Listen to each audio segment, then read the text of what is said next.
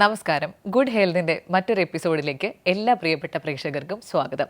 നമ്മളോടൊപ്പം ഇന്നുള്ള അതിഥി ഡോക്ടർ ശ്രീലക്ഷ്മി ശിവനാണ്, associate professor, department of cardiac anaesthesia, Amrita hospital. കുട്ടികളിലുള്ള ഹൃദ്രോഗം വളരെ കോമൺ ആയിട്ടുള്ളൊരു അസുഖമാണ്. എന്നാൽ അതിൻ്റെ സർജറിയും അതിനോടനുബന്ധിച്ചുള്ള അനസ്തേഷ്യയും നമുക്ക് വലിയ ധാരണ ഇല്ലാത്തൊരു ഡിപ്പാർട്ട്മെൻറ്റാണ്. അതേ ഡിപ്പാർട്ട്മെൻറ്റിൽ തന്നെ വളരെയധികം എക്സ്പീരിയൻസ് ഉള്ള മാമാണെന്ന് നമ്മളോടൊപ്പം ഉള്ളത്. സോ നമ്മളുടെ സംശയങ്ങളും കാര്യങ്ങളൊക്കെ മാമിൻ്റെ അടുത്ത് ചോദിച്ചറിയാം. വെൽക്കം ടു ദ ഷോ മാം. മാമിൻ്റെ ഡിപ്പാർട്ട്മെൻ്റ് എന്ന് പറയുന്നത് നമ്മൾ കുട്ടികൾക്ക് കാർഡിയാക് അനസ്തേഷ്യ കൊടുക്കുന്നതാണല്ലോ. നോർമലി നമ്മൾ കൊടുക്കുന്ന അനസ്തേഷ്യ അതെങ്ങനെയാണ് വ്യത്യസ്തമായിട്ടുള്ളത്? നോർമലി കൊടുക്കുന്നതെന്ന് വെച്ചാൽ ഞാൻ ഡീൽ ചെയ്യുന്ന ഒരു സൂപ്പർ സ്പെഷ്യാലിറ്റി ആയിട്ടാണ്. അതായത് ഹാർട്ട് ഡിസീസായിട്ട് ജനിക്കുന്ന കുട്ടികൾ, കഞ്ചനൈറ്റൽ ഹാർട്ട് ഡിസീസ് എന്ന് പറയും. ജനിക്കുമ്പോൾ തന്നെ ഹാർട്ടിന് പ്രശ്നമുള്ള കുട്ടികൾ, അവരിൽ ചെയ്യുന്ന സർജറികളിലാണ് ഞാൻ അനസ്തേഷ്യ കൊടുക്കുന്നതിലാണ് ഞാൻ സ്പെഷ്യലൈസ്ഡ് ആയിട്ടുള്ളത്.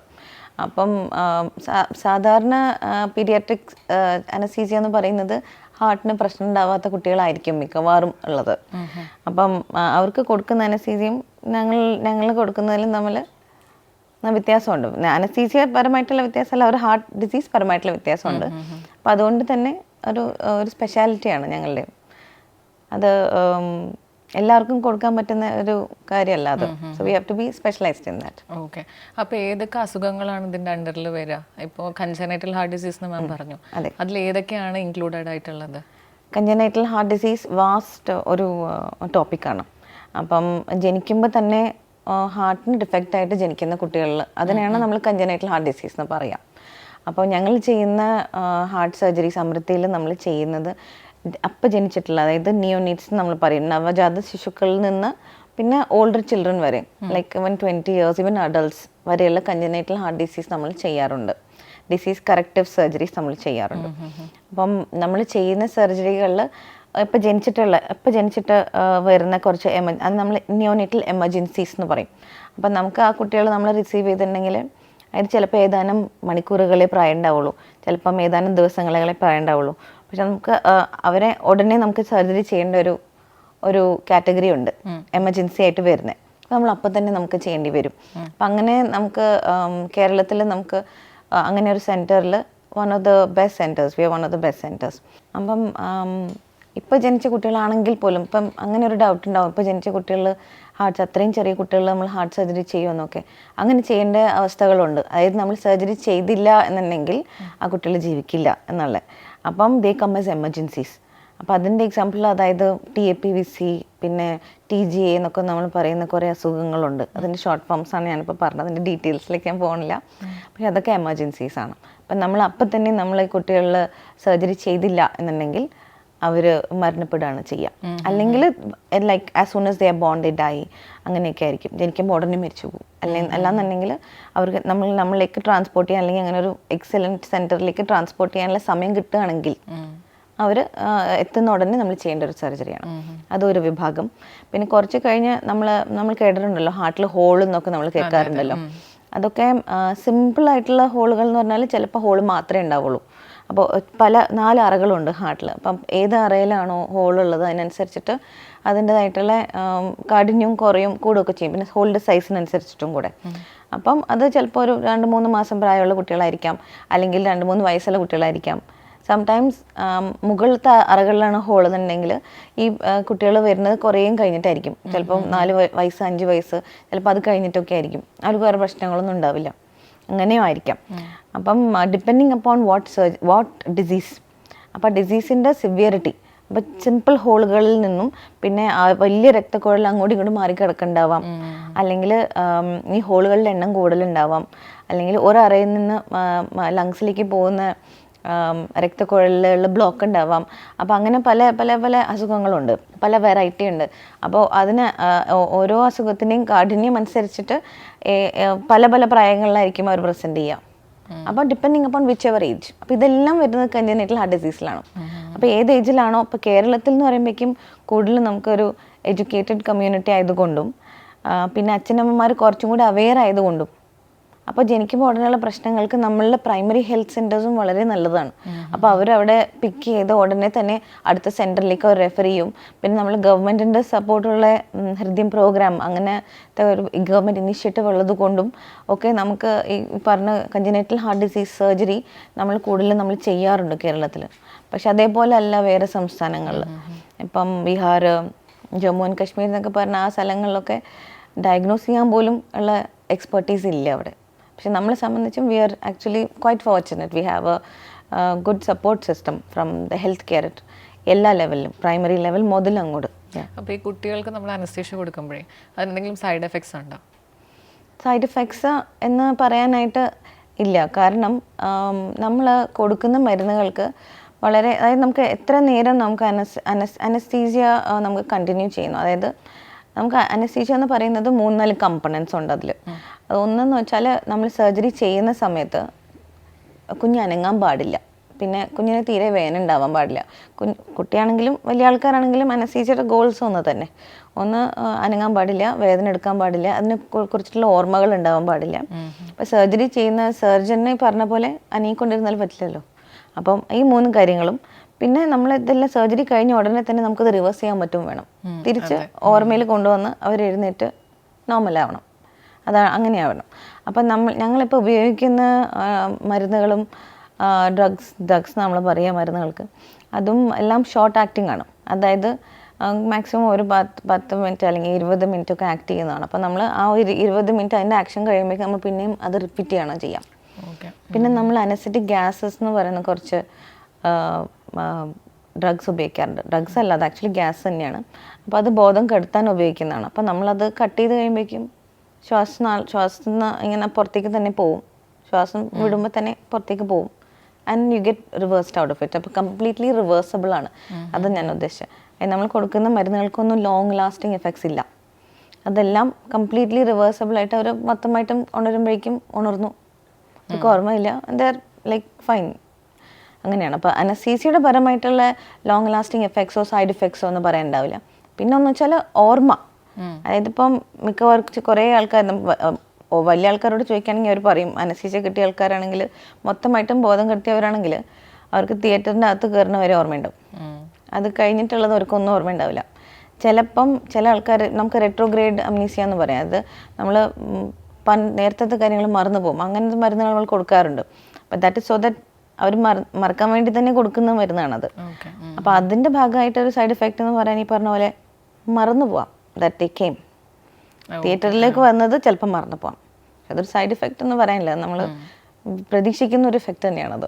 ഓക്കെ. അപ്പോൾ ഈ കുട്ടികൾക്ക് നമ്മൾ പൊതുവെ അനസ്തേഷ്യ കൊടുക്കുമ്പോൾ അലർജി ആണല്ലോ ഒരു പ്രോബ്ലം ആയിട്ട് പറയാം. അപ്പോൾ മാം പറഞ്ഞില്ലേ മണിക്കൂറുകൾക്ക് ഉള്ളിൽ തന്നെ ചില സർജറീസ് ചെയ്യേണ്ടി വരുമെന്ന്. അപ്പോൾ അതിൻ്റെ ടെസ്റ്റൊക്കെ കുട്ടികൾക്കാകുമ്പോൾ എങ്ങനെയാണ് ചെയ്യുക?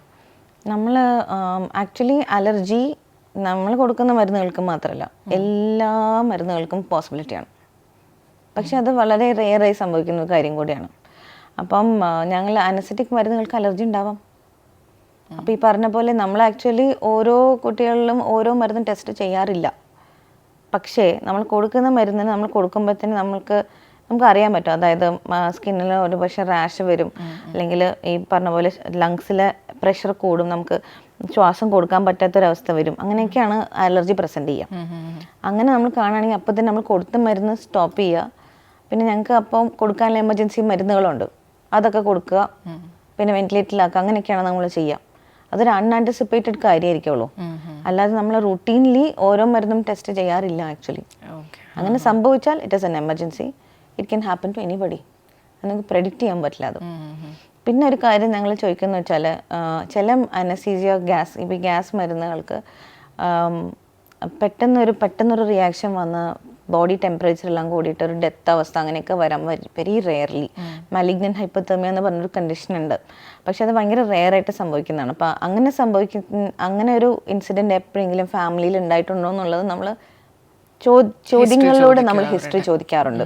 അപ്പം അങ്ങനെ ഒരു ഹിസ്റ്ററി ഉണ്ടെങ്കിൽ നമ്മളത് മനസ്സിൽ വെക്കും. ഒരു പക്ഷേ ഇങ്ങനെ സ്റ്റാർട്ട് ചെയ്താൽ ഇങ്ങനെ സംഭവിച്ചാൽ ഇതായിരിക്കാം എന്നുള്ളത്. അപ്പോൾ അതിനുള്ള റെമഡിയും ഈ പറഞ്ഞ പോലെ നമ്മളുടെ അടുത്തുണ്ട്. That is all an emergency unanticipated. അത് ചിലപ്പോൾ നമ്മളൊരു 1000 കേസ് ആണെങ്കിൽ അതിൽ ഒരു കേസോ അങ്ങനെയൊക്കെ വരും, അതേ ഉള്ളൂ. പക്ഷെ മിക്കവാറും ഞങ്ങൾ മരുന്നുകൾക്ക് അങ്ങനെ അലർജീസ് പോസിബിൾ. പക്ഷേ അത് വന്നാലും ഐഡൻറ്റിഫൈ ചെയ്ത് അതിന് നമ്മൾ ട്രീറ്റ് ചെയ്യുക എന്നുള്ളതാണ്. If you don't identify then it's A problem. അപ്പം ഇങ്ങനെ അലർജി വന്നാൽ അത് ഐഡൻറ്റിഫൈ ചെയ്ത് അതിനെ ട്രീറ്റ് ചെയ്ത് തിരിച്ച് കൊണ്ടുവരാൻ പറ്റുന്നൊരു എക്വിപ്മെൻറ്റും കാര്യങ്ങളുള്ള സ്ഥലത്ത് മാത്രമേ ഇത് കൊടുക്കാൻ പാടുള്ളൂ എന്നുള്ളതും കൂടിയാണ്. ആ ഒരു എക്സ്പെർട്ടീസ് വേണം. അത് ഇപ്പോൾ അഡൾട്ടിലായാലും കുട്ടികളിലായാലും ഒരു അലർജി വന്നാൽ അത് എമർജൻസിയാണ്. You have to know how to deal with it. അങ്ങനത്തെ ആൾക്കാർക്ക് ഈ മരുന്ന് കൊടുക്കാൻ പറ്റുള്ളൂ, എന്ത് മരുന്നും. ഇപ്പോൾ ഈ സർജറി കഴിഞ്ഞിട്ടുള്ള കുട്ടികൾക്ക്, ഇപ്പോൾ നന്നായി ചെറുപ്പത്തിൽ കഴിഞ്ഞ ആളുകൾക്ക് പിന്നീട് അവരുടെ ചെക്കപ്പും ഫോളോ അപ്സ് ഒക്കെ എങ്ങനെയാണ്? എത്ര സമയം കൂടുമ്പോൾ ഫോളോ അപ്സിന് വരണം? അല്ലെങ്കിൽ അവർക്ക് ഈ റെസ്ട്രിക്ഷൻസ് ഉണ്ടാവില്ലേ പൊതുവെ? ഒരു നോർമൽ കുട്ടിയിൽ നിന്ന് സർജറി കഴിഞ്ഞാൽ കംപ്ലീറ്റ്ലി അവർ നോർമലായി മാറുമോ ഈ അസുഖമുള്ളവർ? അതോ സ്പോർട്സിന് പോവുക, ഇങ്ങനത്തെ ആക്ടിവിറ്റീസിലൊക്കെ അവർക്ക് റെസ്ട്രിക്ഷൻസ് ഉണ്ടാവുമോ? That depends on what heart disease. ഞാൻ നേരത്തെ പറഞ്ഞ പോലെ ഹാർട്ട് ഡിസീസിൻ്റെ കാഠിന്യത്തിനനുസരിച്ചിരിക്കും. അപ്പം മൈൽഡ് ടു സിവിയർ ആ രീതിയിലുണ്ട്. അപ്പം ചിലപ്പോൾ ചെറിയൊരു ഹോൾ അല്ലെങ്കിൽ ഒരു അറയിൽ നിന്ന് വേറെ അറയിലേക്കുള്ള അവിടെ ഒരു ഹോൾ മാത്രമാണെന്നുണ്ടെങ്കിൽ അതൊന്നുമില്ല, അത് ക്ലോസ് ചെയ്ത് കഴിഞ്ഞാൽ കുട്ടി നോർമലാണ്, എന്ത് വേണമെങ്കിലും ചെയ്യാം. They have no restriction. അതേസമയം ഭയങ്കര കോംപ്ലെക്സ് ഹാർട്ട് ഡിസീസാണ്. അതായത് 2 അറകളായിട്ട് തിരിക്കാൻ പറ്റാതെ ഒരു അറയായിട്ട് മാത്രം ഇരിക്കുക. അപ്പോൾ അവരുടെ സാച്ചുറേഷൻ, അതായത് ഇപ്പം നമ്മളിപ്പോൾ ശ്വസിക്കുമ്പോൾ നമ്മളുടെ ഓക്സിജൻ്റെ അളവ്, ഇപ്പോൾ കോവിഡിന് ശേഷം എല്ലാവർക്കും സാച്ചുറേഷൻ എന്താണെന്ന് അറിയാലോ. അതെ. അപ്പം നമ്മളിലേക്ക് നോക്കുകയാണെങ്കിൽ നോർമൽ ലങ്സിൽ 100 ആയിരിക്കും സാച്ചുറേഷൻ. പക്ഷേ ഈ ഹാർട്ട് ഡിസീസുള്ള ചില ഹാർട്ട് ഡിസീസിൽ അതായത് മറ്റേ ഈ മിക്സിങ് സംഭവിക്കും. അത് ശുദ്ധമായിട്ടുള്ള ബ്ലഡ് നമ്മൾ നോർമൽ ലേമനിൽ പറയുമല്ലോ, ഇത് ഓക്സിജൻ്റെ അളവ് കുറവുള്ള ബ്ലഡ് ഓക്സിജൻ്റെ അളവ് കൂടുതലുള്ള ബ്ലഡ് നമ്മൾ മിക്സിങ് സംഭവിക്കും ചില ഹാർട്ട് ഡിസീസിൽ. ആകുമ്പോഴേക്കും അവരുടെ സാച്ചുറേഷൻ ആകെ 80 ഉണ്ടാവുള്ളൂ, ചിലപ്പോൾ 85 അല്ലെങ്കിൽ 80 അല്ലെങ്കിൽ 70 ഒക്കെ ഉണ്ടാവുള്ളൂ. അങ്ങനെ സാച്ചുറേഷനുള്ള കുട്ടികൾ ഓടിക്കളിച്ച് കഴിഞ്ഞാൽ അവർക്ക് പറഞ്ഞ പോലെ അവർക്ക് ഓടിക്കളിക്കാൻ പറ്റില്ല. അവരപ്പം തന്നെ ഒരു തളർന്നൊരു സ്ഥലത്ത് ഇരിക്കുകയോ ചിലപ്പം ബോധം കെട്ട് വീഴോ അങ്ങനെയൊക്കെ ഉണ്ടാവും. അപ്പം അങ്ങനെയും നമ്മൾ സർജറി ചെയ്ത് അതിന് നമ്മളൊരു യൂണിവെൻട്രിക്കിൾ, അതായത് ആ അറകളുടെ എണ്ണം 4 എന്നുള്ളത് 4 ആവില്ല. ആ കുട്ടികളിൽ ആ ഹാർട്ടിൽ അത്രേ പറ്റുള്ളൂ. അപ്പോൾ ഒരൊറ്റ അറയായി മാറുകയും അങ്ങനെയൊക്കെ ഉണ്ട്. അങ്ങനെ ഒരു പാത്വേ ഉണ്ട്. അങ്ങനത്തെ കുട്ടികളിൽ ചെറിയ റെസ്ട്രിക്ഷൻസ് ഒക്കെ ഉണ്ടാവും. അവർക്ക് സാധാരണ പോലെ ഫുട്ബോൾ കളിക്കാനും ഒരു പക്ഷെ പറ്റിയില്ല എന്ന് വരും, ഡിപ്പെൻസ് ഓൾസോ. പക്ഷെ എന്നാലും മിക്കവാറും അങ്ങനെ റെസ്ട്രിക്ഷൻ ഉണ്ടാവും. അതേസമയം ഫുള്ളി കറക്റ്റബിൾ ആയിട്ടുള്ള സർജറിയാണ്. അപ്പോൾ അതായത് അറകളിലുള്ള ഹോൾ, അല്ലെങ്കിൽ ഇപ്പം ഈ എന്തെങ്കിലും ഈ പറഞ്ഞ പോലെ ബ്ലഡ് പോകുന്ന വഴി ചാനൽ ചെയ്യുക, കറക്റ്റായിട്ടുള്ള ചാനലൊക്കെ ഉണ്ടാക്കി വെക്കുക, അങ്ങനെയൊക്കെയുള്ള ഫുള്ളി കറക്റ്റബിൾ ആണെന്നുണ്ടെങ്കിൽ പിന്നെ അവർക്ക് പ്രശ്നമില്ല. ഇനീഷ്യലി കുറച്ച് റെസ്ട്രിക്ഷൻ ഉണ്ടാവുമായിരിക്കും, പക്ഷെ പിന്നെ പ്രശ്നമില്ല. പക്ഷേ ഫോളോ അപ്പിന് വരേണ്ടി വരും. അത് പീഡിയാട്രിക് കാർഡിയോളജി വിഭാഗത്തിൽ തന്നെ വരണം. അപ്പോൾ ഇപ്പോൾ ഈ പറഞ്ഞ പോലെ ചെറിയ അറയിലുള്ള ഹോളൊക്കെ ആണെങ്കിൽ ഇത്തരം വർഷങ്ങൾക്കൊക്കെ വന്നാൽ മതി. അത് കഴിഞ്ഞ് പിന്നെ ദേ ആർ ഓക്കെ. പക്ഷേ കോംപ്ലെക്സ് ഹാർട്ട് ഡിസീസ് ആണെങ്കിൽ അവർക്ക് ഇത്ര മാസം അല്ലെങ്കിൽ 3 മാസം 5 മാസം 6 മാസം അല്ലെങ്കിൽ വർഷത്തിലൊരിക്കൽ അങ്ങനെയൊക്കെ വരേണ്ടി വരും. പിന്നെ ചില ഡിസീസസിൽ നമ്മൾ ഹാർട്ട് സർജറി ഒരു സർജറി കൊണ്ട് ശരിയാവാത്ത ഡിസീസസ് ഉണ്ട്. അപ്പോൾ ജനിക്കുന്ന ഉടനെ നമ്മളൊരു സർജറി ചെയ്യും, ഒരു 3-4 മാസം ആകുമ്പോൾ വേറെ ഒന്ന് ചെയ്യേണ്ടി വരും, പിന്നെയും ഒരു 3-4 വർഷമാകുമ്പോൾ പിന്നെ ഒന്ന് ചെയ്യേണ്ടി വരും, പിന്നെയും കുറച്ച് കഴിയുമ്പോഴേക്കും പിന്നെയും പ്രശ്നമുണ്ടെങ്കിൽ പിന്നെയും ചെയ്യേണ്ടി വരും. അങ്ങനെ ഇപ്പോൾ ചിലപ്പം ഒരു 10-20 വയസ്സ് വരെയൊക്കെ ചിലപ്പം 4-5 സർജറിയൊക്കെ ചെയ്ത് കുട്ടികളും ഇപ്പോൾ കുട്ടികളായിരുന്നവരിപ്പോൾ വലിയ ആൾക്കാരായിട്ട് നമ്മളെപ്പോഴും ചെയ്യുന്നുണ്ട്. Like recently we had a patient who did 5ാമത്തെ surgery, but she is okay. അപ്പോൾ അങ്ങനെയും ഉണ്ട്. അപ്പോൾ depends on what heart disease. അപ്പോൾ ഈ ചെറിയ കുട്ടികൾക്ക് സർജറി ഉണ്ടെന്ന് പറഞ്ഞല്ലോ, അപ്പോൾ ഒരു സർജറി കഴിഞ്ഞു കഴിഞ്ഞാൽ ഒബ്സർവേഷനിലിടുമല്ലോ, അപ്പോൾ ആ സമയത്ത് പേരൻസ് അമ്മമാർ അലൗഡ് ആണോ? ബിക്കോസ് ഫീഡ് ചെയ്യുന്ന സമയമാണല്ലോ അത്. അപ്പോൾ അമ്മമാർ അലൗഡ് ആണോ? അല്ലെങ്കിൽ അവരുടെ ഫീഡിങ് കാര്യങ്ങൾക്കൊക്കെ എന്താ ചെയ്യുക? അപ്പോൾ ഓക്കെ, ഫീഡിങ് ഞാൻ സ്റ്റാർട്ടിങ് മുതൽ പറയാം ഫീഡിങ്ങിൻ്റെ. കാരണം അത് മിക്കവാറും എല്ലാ പേരൻസിനും ഉണ്ടാവുന്നൊരു ഡൗട്ടാണ്. കാരണം പ്രകടമായി നമ്മൾ കാണുന്ന വെച്ചാൽ കുഞ്ഞൊന്നും കഴിച്ചിട്ടില്ല എന്നുള്ളൊരു വിഷമമായിരിക്കും മിക്കവാറും എല്ലാവർക്കും ഉണ്ടാവുക. അപ്പം നമ്മൾ സർജറിക്ക് അതായത് അമ്മപ്പാൽ മാത്രം കുടിക്കുന്ന കുട്ടികളാണെങ്കിൽ സർജറിക്ക് ഒരു 4 മണിക്കൂർ മുന്നേ വരെ നമ്മൾ കൊടുക്കാം എന്ന് പറയും പാല്. അതിനുശേഷം കൊടുക്കാൻ പാടില്ല എന്നാണ് പറയുക. എന്ന് വെച്ചാൽ നമ്മൾ അനസ്തീഷ്യ കൊടുക്കുമ്പോൾ വയറ്റിലുള്ള ഈ ഫുഡ് കണ്ടൻസ് ഒക്കെ വായിലേക്ക് വരാനും പിന്നെ അത് ശ്വാസനാളത്തിലേക്ക് പോകാനുള്ളൊരു സാധ്യതയുണ്ട്.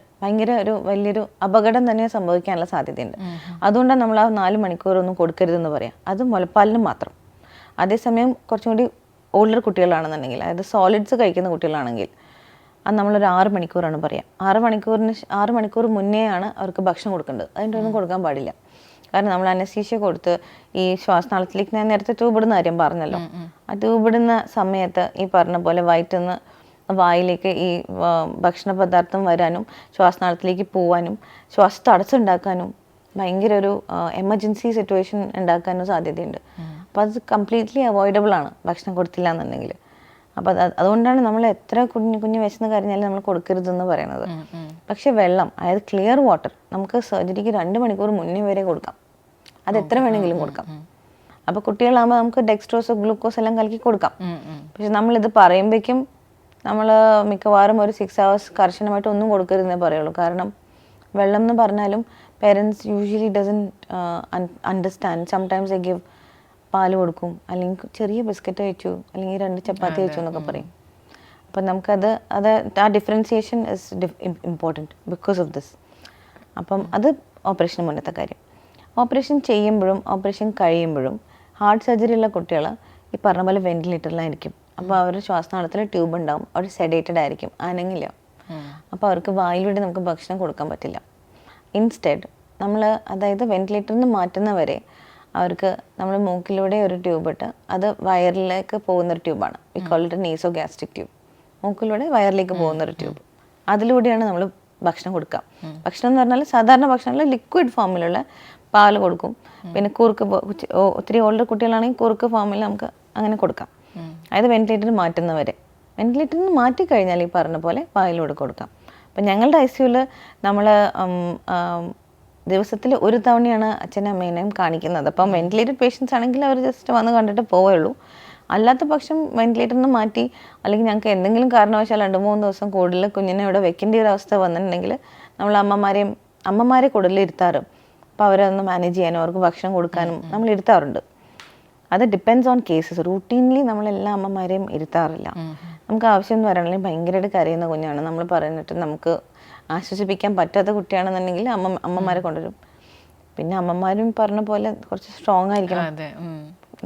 കൗൺസിലിംഗ് ഒക്കെ എങ്ങനെയാണ് അവിടെ നടക്കുന്നത്? അത് നമ്മൾ പ്രീ ഓപ്പറേറ്റീവ്ലി തന്നെ നമ്മൾ അവർക്കൊരു ഐഡിയ കൊടുക്കും എങ്ങനെയാണ്. അതായത് നമ്മൾ പറയും ഇന്നതാണ് സർജറി കഴിഞ്ഞാൽ ഇങ്ങനെയായിരിക്കും, കുഞ്ഞിൻ്റെ വായിൽ ഇങ്ങനെ ട്യൂബ് ഉണ്ടാവും, ഹാർട്ടിൻ്റെ ചുറ്റും ബ്ലഡ് കളക്ട് ചെയ്യാതിരിക്കാൻ ഉള്ള ട്യൂബ്സ് ഒക്കെ ഉണ്ടാവും. പെട്ടെന്ന് അവർ ഒന്നും ഇതിനെ ചിലപ്പോൾ ഹോസ്പിറ്റലിൽ തന്നെ വരാത്ത അച്ഛനമ്മമാരായിരിക്കും. പെട്ടെന്ന് ഒരു കുഞ്ഞിനെ ഇങ്ങനെ കാണുമ്പോഴേക്കും ദിൽ ഗെറ്റ് ഷോക്ക്ഡ്. അതുകൊണ്ട് നമ്മൾ പറയും ഇങ്ങനെ മരുന്ന് കൊടുക്കാനായിട്ടുള്ള ട്യൂബ് കഴുത്തുന്നുണ്ടാവും, 2-3 ട്യൂബ് വയറിന്നും ചെസ്റ്റിൽ നിന്നൊക്കെ ഉണ്ടാവും, ഒന്നും കണ്ട് പേടിക്കണ്ട, കുട്ടി സെഡേറ്റഡ് ആയിരിക്കും, ഉറങ്ങുന്നുണ്ടാവും, വിഷമിക്കണ്ട, അങ്ങനെയൊക്കെ നമ്മൾ ജസ്റ്റ് ഒരു ഐഡിയ കൊടുക്കും ഇങ്ങനെയൊക്കെയാണ് എന്നുള്ളത്. ആൻഡ് പിന്നെ പീഡിയാട്രിക് കാർഡിയോളജിയിലാണ് അവർ ഫസ്റ്റ് വരുന്നത്, OPD മിക്കവാറും. അപ്പോൾ അവിടുത്തെ counselling is done by the paediatric cardiologist. അപ്പോൾ വിശദമായിട്ട് അവർ ആക്ച്വലി പടമെല്ലാം വരച്ച് കാണിച്ചു കൊടുക്കും, ഇന്നതാണ് പ്രശ്നം, കുട്ടിയുടെ ഹാർട്ടിന് ഇന്നതാണ് പ്രശ്നം, ഞങ്ങൾ ഇതാണ് ചെയ്യാൻ പോകുന്നത് എന്നുള്ളത് സർജറി എക്സ്പ്ലെയിൻ ചെയ്ത് കൊടുക്കാറാണ് ചെയ്യാം. അപ്പോൾ അവർ മൊത്തമായിട്ടും എന്താണ് സർജറി എന്നോ അതിൻ്റെ വരകളൊക്കെ പറഞ്ഞ് മനസ്സിലാക്കിയതിന് ശേഷം അവർ കൺസെൻ്റ് എടുത്തതിന് ശേഷമാണ് നമ്മൾ സർജറിക്ക് പോകുന്നത്. എമർജൻസി ആണെങ്കിൽ കൂടെ ആക്ച്വലി നമ്മൾ പറഞ്ഞ് എൻ്റെ എമർജൻസിയാണ്, നമുക്ക് ചെയ്തേ പറ്റൂ, ഇതാണ് നമ്മൾ ചെയ്യാൻ പോകുന്നത് എന്നുള്ള ആ ഒരു ടൈം അവരുടെ അടുത്ത് സ്പെൻഡ് ചെയ്തതിന് ശേഷമേ, ഇച്ചിരി സമയമാണെങ്കിൽ അത് സ്പെൻഡ് ചെയ്ത് അവരുടെ അടുത്ത് പറഞ്ഞ് കൺസെൻ്റ് എടുത്തതിന് ശേഷമേ നമ്മൾ ചെയ്യാറുള്ളൂ. So they are aware. അങ്ങനെ നമുക്ക് ചെയ്യാനും പറ്റുള്ളൂ. കാരണം അവർക്ക് ഓപ്പറേഷൻ ആവശ്യമാണ്. ഓപ്പറേഷൻ കഴിഞ്ഞാലും കുഞ്ഞുങ്ങളെ കൊണ്ട് സാധാരണ ഒരു നോർമൽ ലൈഫിലേക്ക് അവരെ കൊണ്ടുവരണമെങ്കിൽ കൂടെ അച്ഛനമ്മമാർ ഓൾസോ ഷുഡ് ബി ഇൻവോൾവ്. അവരുടെ ന്യൂട്രീഷൻ, അവരുടെ വെൽബീയിങ്, അവരുടെ എക്സസൈസസ്, ബ്രീതിങ് എക്സസൈസ് ഒക്കെ ഭയങ്കര ഇമ്പോർട്ടൻ്റ് ആണ്. അപ്പോൾ അതും അവരുടെ ഭക്ഷണവും ഇമ്പോർട്ടൻ്റ് ആണ്. അപ്പോൾ അത് അച്ഛനമ്മമാരും കൂടി ഇൻവോൾവ് ചെയ്താലേ നമുക്ക് പറ്റുള്ളൂ. അപ്പോൾ ഫസ്റ്റ് മുതലേ നമ്മൾ ആക്ച്വലി അച്ഛനമ്മമാരെ ഇൻവോൾവ് ചെയ്യും. അൺലെസ് ചില അച്ഛനമ്മമാർ പറയും എനിക്ക് പറ്റില്ല, ഞങ്ങളെ വിളിക്കണ്ട ICUയിൽ വന്ന് കാണാനൊക്കെ, അങ്ങനെ പറയുന്നവർ മാത്രമേ നമ്മൾ ഇൻവോൾവ് ചെയ്യിക്കാതിരിക്കുള്ളൂ. എന്നാലും അവർ കുറച്ച് കഴിയുമ്പോഴേക്കും ദേ ഗെറ്റ് ഇൻവോൾവ്. ഇമ്മീഡിയറ്റ്ലി ICUയിൽ വന്ന് കാണണ്ടെന്ന് പറയുന്ന അച്ഛനമ്മമാർ വളരെ റേറത്തെ, ഒട്ടും കണ്ടാൽ സഹിക്കാൻ പറ്റാത്ത അച്ഛനമ്മമാരൊക്കെ ഉണ്ട്. അപ്പോൾ അവരെ നമ്മൾ ബുദ്ധിമുട്ടിപ്പിക്കാറില്ല. വല്ലാത്തവരെ we call them into the ICU and actually take their help. Okay. Pregnant ആയിരിക്കണ സമയത്ത് ഇപ്പോൾ എക്കോയിലൂടെ നമുക്ക് കണ്ടെത്താമെന്ന് പറഞ്ഞല്ലോ. ഇപ്പോൾ പ്രഗ്നൻസി കഴിഞ്ഞ് ഡെലിവറായി അല്ലാതെ പേരൻസിന് കൊടുക്കാൻ പറ്റിയ എന്തെങ്കിലും അവയർനെസ് ഉണ്ടോ? ഇപ്പോൾ സ്കൂളിൽ പോകുന്ന കുട്ടികൾ അല്ലെങ്കിൽ അവരുടെ നോർമൽ ആക്ടിവിറ്റിയിൽ പേരൻസിന് പെട്ടെന്ന് മനസ്സിലാക്കാൻ പറ്റിയ എന്തെങ്കിലും കാര്യങ്ങളുണ്ടോ? അത് ഞാനിപ്പോൾ നേരത്തെ പറഞ്ഞ കാര്യങ്ങളൊക്കെ തന്നെ ഒന്ന് അതായത് ഇപ്പം നമ്മൾ ഇപ്പോൾ കാണുന്ന ഒരു 5 വയസ്സുള്ള കുട്ടിയുടെ നോർമൽ ആക്ടിവിറ്റി എന്താണെന്ന് നമുക്കറിയാം ഏകദേശം. നമ്മൾ മറ്റു കുട്ടികളെയും കാണുന്നുണ്ടല്ലോ. അപ്പോൾ അതേപോലെ അവർക്ക് ചെയ്യാൻ പറ്റുന്നില്ല. അല്ലെങ്കിൽ കുറച്ച് ഓടി കഴിഞ്ഞിട്ട് അവർ ഇല്ലാത്ത പോലത്തെ ക്ഷീണം കാണിക്കുന്നു, അല്ലെങ്കിൽ എവിടെയെങ്കിലും ഇരിക്കുന്നു, അല്ലെങ്കിൽ ഈ പറഞ്ഞ പോലെ തല കറങ്ങി വീഴുന്നു, അല്ലെങ്കിൽ ഇങ്ങനെ ഇടുപ്പുണ്ടെന്ന് ചില കുട്ടികൾ പറയും. ഇങ്ങനെ ഇടുപ്പ് ഇങ്ങനെ ഒരു എന്തോ ശബ്ദമുള്ള മാതിരി തോന്നുന്നു. ഞാൻ പറയാത്ത കുട്ടികളാണെങ്കിൽ ഈ പറഞ്ഞ പോലെ ലെത്താർജി, അവർക്ക് ആ ഒരു ഏജിൻ്റെ ആക്ടിവിറ്റി അവർക്കില്ല. അല്ലെങ്കിൽ കരയുമ്പോൾ പറഞ്ഞ പോലെ നീല കളറാവുന്നു. നീല കളർ നമുക്ക് ശരിക്കും കാണാം ചുണ്ടിൽ, കയ്യിൽ, വിരലുകളിൽ ഒക്കെ അങ്ങനെ നീല കളർ കാണുന്നു. അല്ലാന്നുണ്ടെങ്കിൽ നവജാത ശിശുക്കളാണെങ്കിൽ ഈ പറഞ്ഞ പോലെ ഫീഡിങ് ആണ് മെയിൻ. അവർ കുടിക്കില്ല പാൽ. വയ്യാന്നുണ്ടെങ്കിൽ അല്ല ഹാർട്ടിന് അല്ലെങ്കിൽ ലങ്സിന് എന്തെങ്കിലും വയ്യായിക ഉണ്ടെങ്കിൽ അവർ പാൽ കുടിക്കില്ല. കുട്ടികൾ കുടിക്കും, കുറച്ച് കുടിക്കും, പിന്നെ വെയിറ്റ് ചെയ്യും, പിന്നെ കുടിക്കും. അങ്ങനെ വെയിറ്റ് ഗെയിൻ ഉണ്ടാവില്ല. അത് വേറൊരു ഇമ്പോർട്ടൻറ്റ് കാര്യമാണ്. അതായത് അവർക്ക് നോർമൽ ഒരു കുട്ടിയുടെ വളർച്ചയിൽ നമ്മൾ ഇത്രയും ശതമാനം വെയിറ്റ് ഗെയിൻ, അല്ലെങ്കിൽ ഇപ്പോൾ ഒരു വയസ്സുള്ള കുട്ടിക്ക് 10 കിലോ വേണം, അങ്ങനെയൊക്കെ നമുക്ക് ഏകദേശം നമുക്കൊരു ഐഡിയ ഉണ്ടാവുമല്ലോ. അതിന് നമുക്ക് വേറെ ചാർട്ടുകളും കാര്യങ്ങളും ഉണ്ട്. പക്ഷേ അല്ലെങ്കിൽ തന്നെ നമുക്ക് അച്ഛനമ്മമാരെന്ന രീതിയിൽ നമുക്കറിയാം, ഓക്കെ ഇത്രയൊക്കെ വെയിറ്റ് ഗെയിൻ വേണമല്ലോ. ഒട്ടും വെയിറ്റ് ഗെയിൻ ഇല്ല, എപ്പോഴും ഭയങ്കര മെലിഞ്ഞിട്ടാണ് ഇരിക്കുന്നത്. കഴിച്ചിട്ടും അല്ലെങ്കിൽ കഴിക്കാൻ പറ്റുന്നില്ല. അങ്ങനെ ഒരു ഫെയിലിയർ ടു ത്രൈവ് എന്ന് പറയും നമ്മൾ. അതായത് ഭക്ഷണം കഴിച്ചിട്ടും അല്ലെങ്കിൽ കഴിക്കാൻ പറ്റുന്നില്ല, വെയിറ്റ് ഗെയിൻ ഇല്ല. അപ്പോൾ അപ്പോഴും ഇപ്പോൾ പറഞ്ഞ പോലെ ഹാർട്ട് ഡിസീസസിനും വേറെ എന്തെങ്കിലും പ്രശ്നം ഉണ്ടോ എന്നുള്ളത് സ്ക്രീൻ ചെയ്യണം. ഫസ്റ്റ് പീഡിയാട്രിഷ്യനെ തന്നെ കാണിക്കുക. അപ്പോൾ അവർക്ക് എന്തെങ്കിലും സംശയം ഉണ്ടെന്നാണെങ്കിൽ അവർ പീഡിയാട്രിക് കാർഡിയോളജിയിലേക്ക് വിടുള്ളൂ. ഫസ്റ്റ് തന്നെ കാർഡിയോളജി കാണിക്കണ്ട, ഫസ്റ്റ് പീഡിയാട്രിഷ്യനെ തന്നെയാണ് കാണിക്കേണ്ടത്. നമുക്ക് ഏറ്റവും ഇമ്പോർട്ടൻ്റ് ആയിട്ടുള്ള ഒരു ഡിപ്പാർട്ട്മെന്റ് ആണ്. അപ്പോൾ നമുക്ക് വലിയ ഫെമിലിയർ അല്ല ഇപ്പോൾ ഈ പീഡിയാട്രിക് അനസ്തേഷ്യ അല്ലെങ്കിൽ പീഡിയാട്രിക് കാർഡിയാക് അനസ്തെറ്റിസ്റ്റ് എന്ന് പറയുന്നത് നമുക്ക് അധികം ഫെമിലിയർ അല്ല. കേരളത്തിൽ തന്നെ വളരെ ചുരുക്കം സ്ഥലങ്ങളിൽ മാത്രമാണ് ഇത് അത്രയും എഫക്റ്റീവായിട്ട് ഡീൽ ചെയ്യുന്നുള്ളൂ. അപ്പോൾ അതിൻ്റെ ഒരു സുപ്പീരിയർ പൊസിഷനിൽ ഇരിക്കുന്ന ആളെ തന്നെ we got today four interview. And thank you so much for joining ma'am. Thank you.